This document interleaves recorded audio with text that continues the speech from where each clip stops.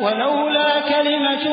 سبقت من ربك لكان لزاما وأجل مسمى فاصبر على ما يقولون وسبح بحمد ربك قبل طلوع الشمس وقبل غروبها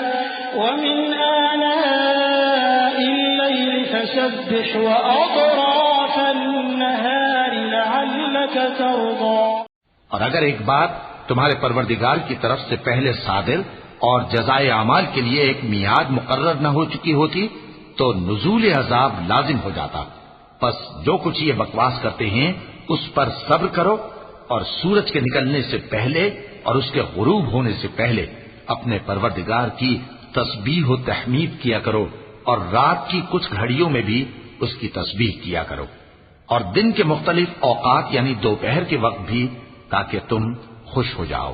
ولا تمدن عينيك إلى ما متعنا به أزواجا منهم زهرة الحياة الدنيا لنفتنهم فيه ورزق ربك خير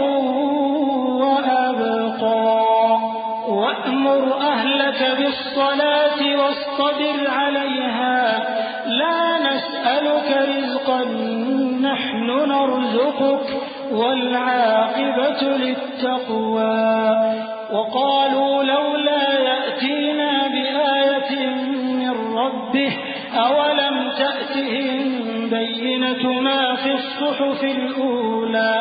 ولو أنا أهلكناهم بعذاب من قبله لقالوا ربنا لولا أرسلت إلينا رسولا فنتبع آياتك من قبل أن نذل ونخزى قل كل متربص فتربصوا فستعلمون من أصحاب الصراط السوي ومن اهتدى۔ اور کئی طرح کے لوگوں کو جو ہم نے دنیا کی زندگی میں آرائش کی چیزوں سے نوازا ہے تاکہ ان کی آزمائش کریں ان پر نگاہ نہ کرنا، اور تمہارے پروردگار کی عطا فرمائی ہوئی روزی بہت بہتر اور باقی رہنے والی ہے۔ اور اپنے گھر والوں کو نماز کا حکم کرو اور اس پر قائم رہو۔ ہم تم سے روزی کے خواستگار نہیں بلکہ تمہیں ہم روزی دیتے ہیں، اور نیک انجام اہل تقوی کا ہے۔ اور کہتے ہیں کہ یہ پیغمبر اپنے پروردگار کی طرف سے ہمارے پاس کوئی نشانی کیوں نہیں لائے؟ کیا ان کے پاس پہلی کتابوں کی نشانی نہیں آئی؟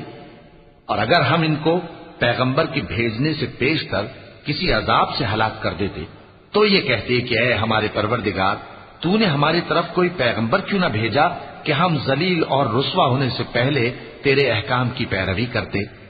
کہہ دو کہ سب نتائج اعمال کے منتظر ہیں، سو تم بھی منتظر رہو، ان قریب تم کو معلوم ہو جائے گا کہ دین کے سیدھے رستے پر چلنے والے کون ہیں اور جنت کی طرف راہ پانے والے کون ہیں، ہم یا تم۔